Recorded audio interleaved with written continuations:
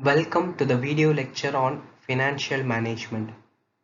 In this video, we will be seeing about corporate performance measurement. The topics which will be covered in this video are Introduction to Corporate Performance Measurement, Understanding EVA and MVA, EVA study, Prerequisites for EVA study, Calculation of EVA in the Indian context. Introduction. Measuring corporate performance is not a simple exercise, as the input parameters as well as the outcomes are so many. Furthermore, it is very difficult to arrive at one or two simple tools of assessment to uniformly evaluate the company performance and also compare with others. That is, there is no common tool to measure a company's performance because different companies have different parameters, and because of that it is difficult to compare two companies. So we will see some common methods here.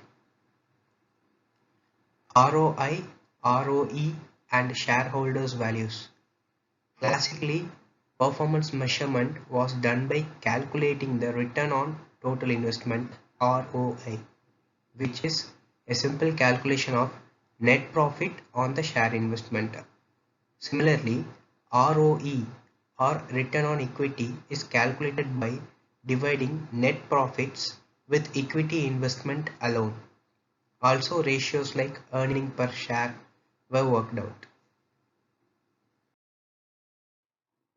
Understanding EVA and MVA.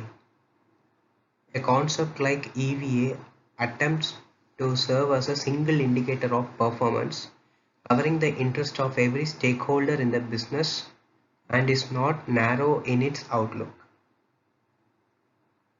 Business consultants and financial specialists are busy evaluating economic value added, that is EVA, and market value added, MVA, of corporate entities in the Western corporate world.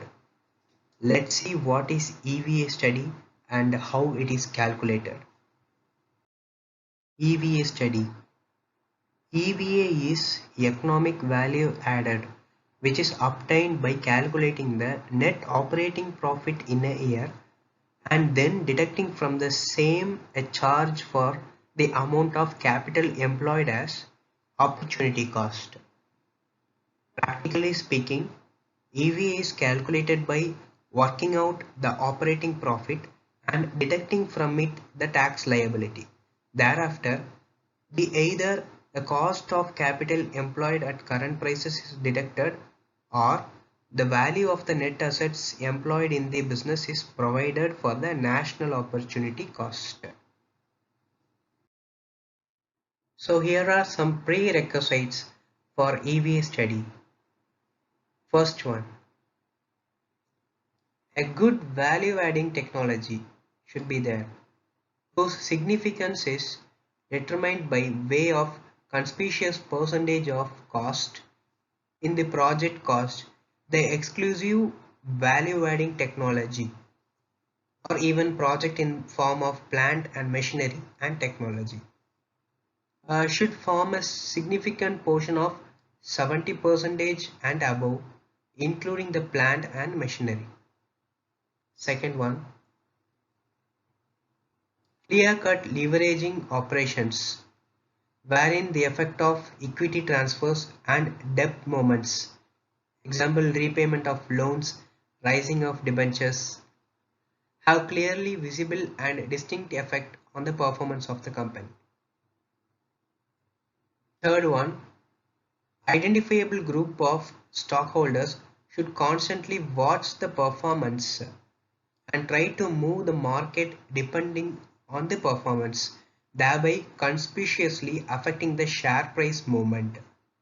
The trading is based on performance analysis of the company rather than on a pure speculation.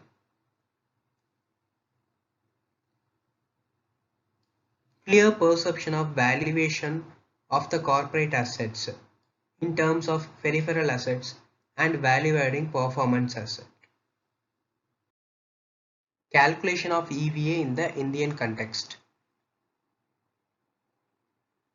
In the Indian context, some interesting outcomes appeared when certain corporate houses applied this concept and tried to depict the same in the financial statements.